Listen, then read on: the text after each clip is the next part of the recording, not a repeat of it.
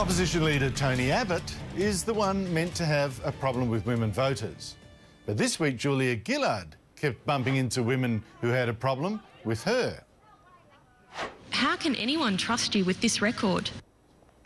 So at the National Press Club the next day, the Prime Minister repeatedly claimed her carbon dioxide tax would help women and then presented her sensitive side. If that means people's image of me today is one of steely determination, I understand that, and I understand why.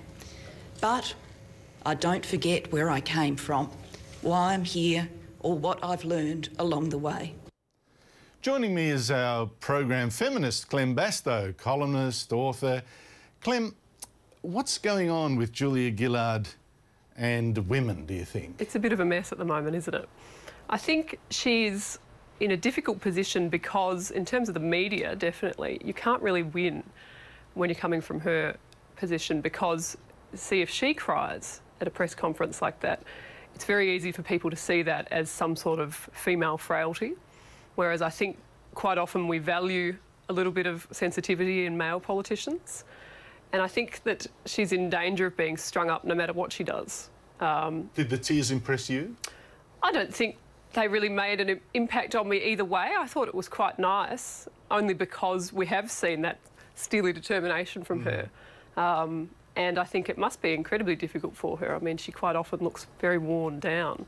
Now, we've seen Rob Oakeshott, the independent MP, we've seen columnists in the Age and Sydney Morning Herald saying her problem now seems to be sexism, that we can't accept a women leader. I thought we actually loved Julia Gillard from the start for being a woman. Is sexism to blame for her woes? I think that there's some at play, and I think a lot of that is to do with commentary in the media. I think we can accept a female leader. The problem is that when we see her stumbling or if she does something that we don't like, then we tend to play her off with other female politicians, which I don't know that we do so much with male politicians. I mean, that happened a lot during the Queensland floods. There are a lot of people saying, well, she's no Anna Bligh, but they have two completely different roles. So, of course, Anna Bligh can wade in and, you know, get her hands dirty, so to speak. And I think that when you compare, say, that to Tony Abbott talking about his family, that's humanising for a male politician to talk about my wife and my daughters and take his family out. Whereas I think there is still a stance that if a female politician talks about that, well, it's women's business, isn't it? She's talking about me. I don't know. Look, I think this sexism thing seems to me an excuse. We loved her for being a woman, and I think it's a performance that's the problem. But Clem Bastow, thank you so much for joining us. Thank you, Andrew. Malcolm Turnbull stayed on after being dumped as opposition leader, thinking the Liberals would regret choosing Tony Abbott. Fat chance. And 2 months ago, he let his frustration show. The obvious political takeaway in Australia is that you don't believe your leader, Tony Abbott, your party, your Conservative Party, has vision. Oh no, I think there is a lot of vision. It's just a question of whether you agree with it or whether you find it appealing. That attack didn't hurt Abbott in the polls, yet this week Turnbull lashed out again.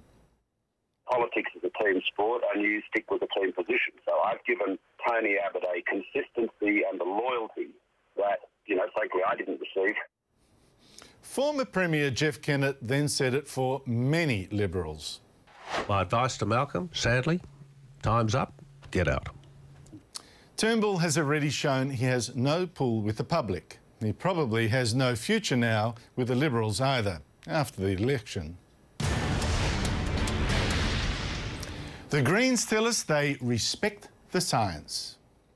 The science tells us that climate change is accelerating.